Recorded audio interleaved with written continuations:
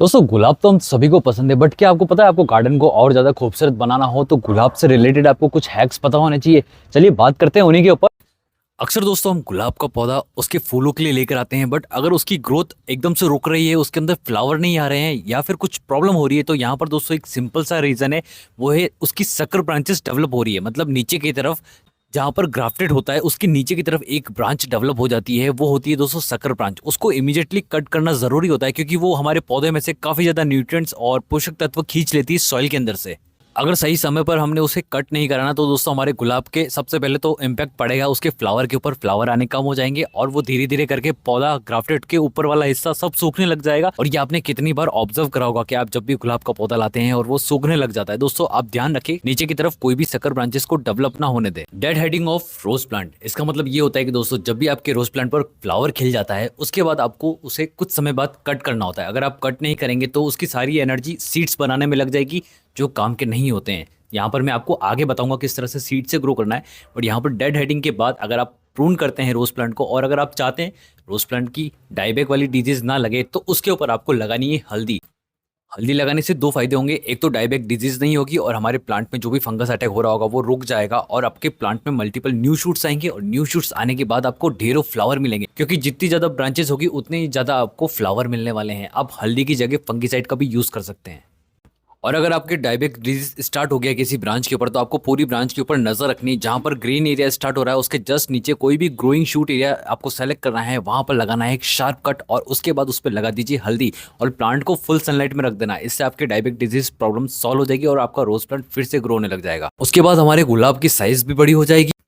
मुझे पता है कि आपको पता है कि खरपतवार या फिर वीड्स आपके किसी भी पॉट में नहीं होने चाहिए, स्पेशली रोज के पॉट के अंदर। बट बहुत सारे ऐसे बिगनर्स गार्डनर होते हैं जो जिनके लिए मैंने एक सीरीज भी निकाली है, उनको पता ही नहीं होता है कि खरपतवार बहुत ज़्यादा नुकसान पहुंचाते हैं आपके रोज प्लांट की सारी सॉइल के अंदर से जितना भी न्यूट्रिएंट्स होता है वो खींच लेते हैं।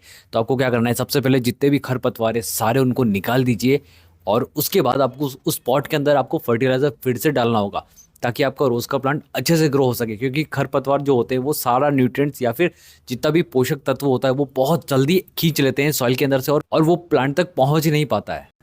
उसके बाद हमारे गुलाब की साइज भी बड़ी हो जाएगी और मल्टीपल क्वांटिटी में भी वो आने लग जाएंगी। तो डेफिनेटली ये वाला प्रोसेस आप हमेशा फॉलो करना। रोज कटिंग, यहाँ पर अगर आप गुलाब को कटिंग से ग्रो करना चाहते हैं तो बहुत आसान तरीके से मैं आपको बताता हूँ। सबसे पहले आपको गुलाब की कटिंग ऐसी लेके आनी है जो ग्रो हो रही हो मदर प्लांट से कम उसकी मोटाई एक पेंसिल के आसपास की हो, तभी आपको अच्छे तरीके से उसमें रूट ग्रोथ दिखेगा और शूट ग्रोथ दिखेगा। उसके बाद दोस्तों आपको उसकी कटिंग करनी है, नियरली 5 to 6 इंचेस हाइट होनी चाहिए उन कटिंग्स की और एक 45 डिग्री एंगल पर ही कट करना। इससे आपको रिजल्ट बहुत फास्ट मिलेगा। और वो 45 डिग्री एंगल का कट आपको वहां लगाना है जहां से नोड ग्रोइंग नोड एरिया निकल रहा हो, मतलब जहां से पत्ती निकलती है उसके जस्ट नीचे ही आपको 45 डिग्री एंगल का कट लगाना है क्योंकि रूट्स भी वहीं से ही ग्रो होगी और उसके आसपास के एरिया से। अब उन कटिंग के ऊपर आपको रूटिंग हार्मोन लगाना होगा। आप चाहें तो नॉर्मल हमारा एलोवेरा जेल लगा सकते हैं या फिर जो केमिकल रूटिंग हार्मोन मिलता है वो लगा सकते हैं। रूटिंग हार्मोन नहीं लगाएंगे तो भी इन सर्दियों के सीजन में बहुत अच्छे से ये ग्रो हो जाएगी। अब ग्रो करने के लिए ग्रोइंग मीडिया होना चाहिए जो बहुत लूज हो। आप चाहे तो सैंड में ग्रो करें, आप चाहे तो उसको सिंपली कोकोपीट में ग्रो करें। आप नॉर्मल मिट्टी में भी ग्रो कर सकते हैं बट उसमें फंगस लगने का चांसेस सबसे ज़्यादा होता है, इसलिए आप कोकोपीट प्रीफर करेंगे क्योंकि मैं भी कोकोपीट में ही ग्रो करता हूँ और मुझे रिजल्ट बहुत जल्दी मिल जाता है। और नियरली 15 दिन में ही आपको उसके अंदर न्यू न्यू शूट्स नज़र आने लग जाएंगे और धीरे धीरे 20 से 25 दिनों के बाद उनके अंदर एक मैच्योर ग्रोथ आने लग जाएगी। अगर आपकी कटिंग ग्रो नहीं हो रही है तो आप एक पॉली हाउस इफेक्ट भी यूज़ कर सकते हैं। मतलब कि आपकी कटिंग को एक पॉली बैग में डाल दीजिए, ऊपर से एक पॉली बैग से कवर कर लीजिए जिससे एक पॉली हाउस इफेक्ट बन जाएगा और एक मॉइस्चर मेंटेन रहेगा, टेम्परेचर मेंटेन रहेगा, एक नमी मेंटेन रहेगी। इससे आपकी कटिंग ईजिली ग्रो हो जाएगी। अब नियरली 40 डेज के आसपास ही उसकी रूट्स नजर आएगी। मतलब स्टार्टिंग के 10-15 दिन में आपको ऐसा लगेगा कि आपकी कटिंग ग्रो हो चुकी है बट एक्चुअल में उनके अंदर शूट डेवलपमेंट हुआ है, मतलब कि लीफ ग्रोथ हुई है। और नियरली 40 दिन के बाद ही आपको उसके अंदर रूट्स मिलेगी। तो आपको कटिंग को बिल्कुल भी हिलाना नहीं है और एक ऐसी जगह रखना है जहाँ पर मॉर्निंग की सुबह की 1 घंटे की सनलाइट आ रही हो। अगर गुलाब की कटिंग के ऊपर की तरफ फंगस लग रही है जहां से हमने उसे कट करा है तो वहां पर दोस्तों आपको उसके ऊपर नेल पेंट लगाना होगा या फिर हल्दी लगा सकते हैं या फिर आप उसके ऊपर वैक्स लगा सकते हैं। गुलाब को सही तरीके से पॉट में लगाना, यहाँ पर दोस्तों जो हमारा गुलाब आता है ना वो एक रेड कलर की सॉइल में आता है, मतलब लाल मिट्टी में आता है। अगर उसके अंदर पानी की कमी हो गई तो वो एकदम पत्थर की जैसी सख्त हो जाती है और आपका गुलाब बहुत जल्दी मर जाता है। आपने ऑब्जर्व करा होगा नर्सरी से जैसे ही लेके आते हैं तो आपका गुलाब डल हो जाता है या फिर मरने लगता है, वो इसी कारण से होता है। तो आपको nearly 60% of the soil remove करनी है अभी इस मौसम में आप डेफिनेटली कर सकते हैं। गर्मियों का मौसम जैसे स्टार्ट होगा आपका रोज प्लांट उस मिट्टी में मर जाएगा, तो इससे अच्छा यही है कि आप उसमें से 60% सॉइल निकाल दें, आपका पौधा मरेगा नहीं क्योंकि कूल टेम्परेचर है। तो यहाँ पर प्लांट जल्दी से अडेप्ट करेगा, महीने भर में प्लांट सेट हो जाएगा और फिर आप देखेंगे कि आपके रोज प्लांट में फ्लावर की साइज़ बड़ी हो रही है और प्लांट और ज़्यादा हरा भरा और घना हो गया है। रोज प्लांट के लिए फर्टिलाइजर, यहाँ पर दोस्तों मैं किस तरह से फर्टिलाइजर देता हूँ अपने रोज प्लांट के ताकि उसमें बहुत ज़्यादा फ्लावर आए, वो मेथड मैं आपके साथ शेयर करता हूँ। यहाँ पर दोस्तों उसको एवरी 20 डेज में हम एक कंपोस्ट देते हैं, चाहे तो आप वर्मी कंपोस्ट दे सकते हैं या फिर गोबर की खाद दे सकते हैं या फिर आप यूज टी दे सकते हैं। जो चाय पत्ती होती है उसको आप इजीली सुखा कर अपने गमलों में डाल सकते हैं, जिससे आपके रोज प्लांट की सॉइल और ज़्यादा एसिडिक हो जाएगी और रोज प्लांट को सॉइल बहुत ज़्यादा एसिडिक पसंद होती है। अगर लिक्विड फर्टिलाइजर की बात करी जाए उसमें मैं प्रीफर करता हूँ लिक्विड सीवीड एक्सट्रैक्ट। इससे दोस्तों रोज प्लांट को बहुत ज़्यादा एकदम बूस्ट मिलता है नाइट्रोजन का और ये एकदम से ग्रोथ करने लग जाता है और जैसे ही रोज प्लांट की ग्रोथ बढ़ती है तो उसमें बहुत सारी फ्लावर आने स्टार्ट हो जाते हैं।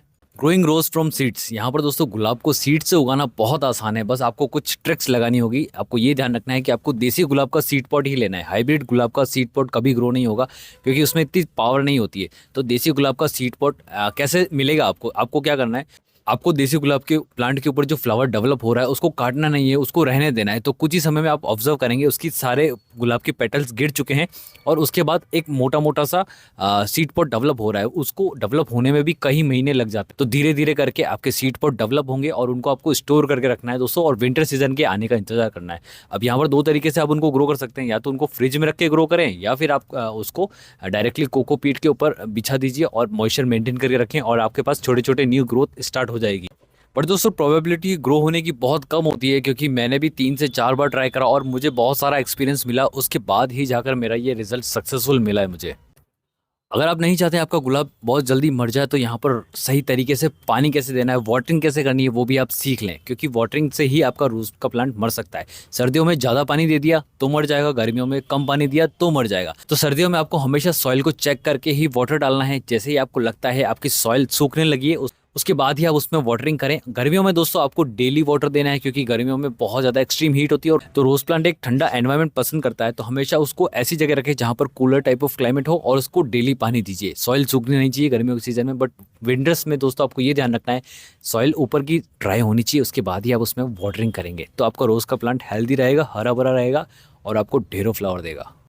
अगर दोस्तों आपको गुलाब को ग्रो करना है और बहुत ज़्यादा फ्लावर चाहिए तो उसके लिए दोस्तों आपको करनी होगी प्रूनिंग। प्रूनिंग बहुत इंपॉर्टेंट होती है किसी भी प्लांट के अंदर। अगर उसके अंदर न्यू मल्टीपल शूट्स चाहिए तो सही समय पर प्रूनिंग करना भी बहुत ज़्यादा ज़रूरी है। तो नवंबर दिसंबर में आप प्रूनिंग करेंगे तो जनवरी फरवरी मार्च अप्रैल तक आपको ढेरों गुलाब मिलते रहेंगे। ठीक है, तो प्रूनिंग करनी भी कैसे, एक तो होती है हार्ड प्रूनिंग, एक होती है सॉफ्ट प्रूनिंग। हार्ड प्रूनिंग ऐसी होगी कि आपको मेन ब्रांच रखनी है और सारी छोटी ब्रांचेस कट कर देनी है, और सॉफ्ट प्रूनिंग में ये होगा कि आपको जो छोटी छोटी ब्रांचेस होती है उनको खाली 1-1 2-2 इंच स्टार्टिंग से एंड तक काटना है बस।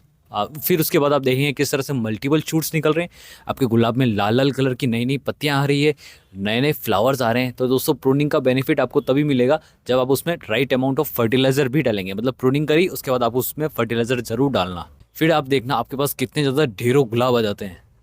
सो होप कि दोस्तों ये वीडियो काफ़ी ज़्यादा इन्फॉर्मेटिव होगा आपको। अगर ये वीडियो अच्छा लगा तो प्लीज़ लाइक करें, हमसे जुड़ने के लिए इस चैनल को सब्सक्राइब करें। मिलते हैं किसी नई इन्फॉर्मेशन के साथ, तब तक के लिए बाय बाय।